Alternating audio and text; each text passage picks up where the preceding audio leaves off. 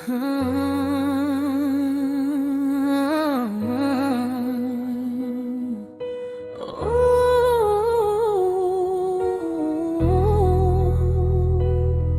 mukha ng mga magulang, nakita ko ang panghikayat at kagalakan, bunga ng isang dakilang pananampalataya.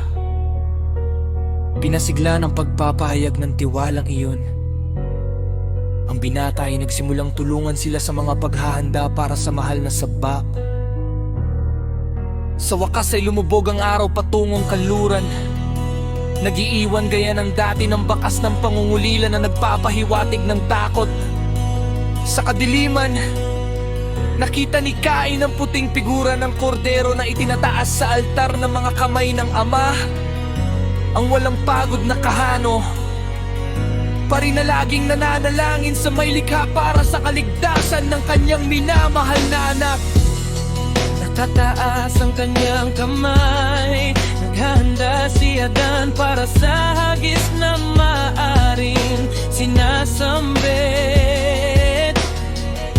Wasakin ang kanyang kawalan ng pananampalataya sa puso ni Cain at magbigay daan sa paniniwala sa kaligtasan. Sa isang saglit lamang, ang panalangin ng pananampalataya ay nagmula sa kanyang mga labi. Walang hanggang Ama, pakinggan ang aking kahilingan. Nangangailangan ka ng aking anak. Tanging isang tingin lamang mula sa iyo ang makasasakop sa kanya. Halika,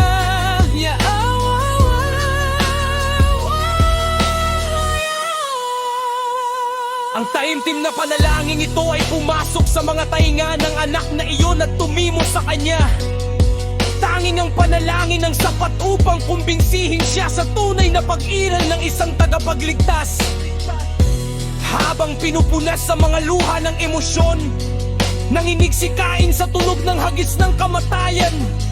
Lahat ay solemne sa sandaling iyon. Darating kaya ang may likha ng mundo bilang tugon sa panalangin ng pag-ibig.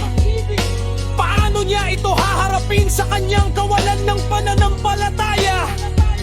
Isang malakas na liwanag ang biglang bumabalot sa buong burol at lumiligo rin sa silangang lambak.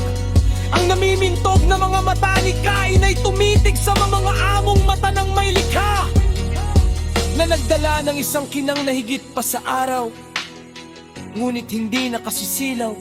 Habang namalas siya nang may paghanga, nagbuntong hininga si Cain. Siya ay bata tulad ko at kamukha niyang araw. Siya nga ng Eva na nabagabag ng matinding pangungulila. Ninais na sumubsok sa dibdib ng tagapagligtas at halikan siya, ngunit hayaan muna niyang makilala si Cain. Masaya nilang nakita ang minamahal na anak na pinalot sa mga bisig ng dakilang kaibigan. Nagkamukha ng kanyang bituin matapos ang mahabang yapos. Niyakap at hinalikan din ang yaawang mahal na mag-asawa. Mga kasama sa pagtitiis, masaya silang namasyal sa mga hardin ng burol.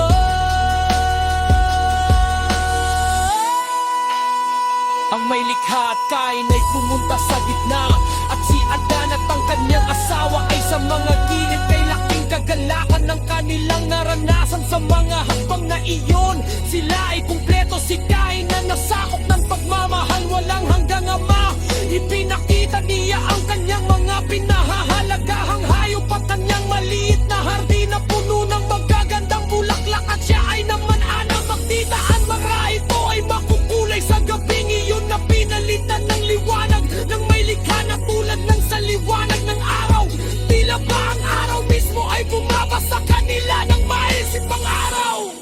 Si Cain, dahil labis niya itong minamahal, ay nagsimulang magsalita tungkol dito na nagsasabi kay ganda at kabuti niya.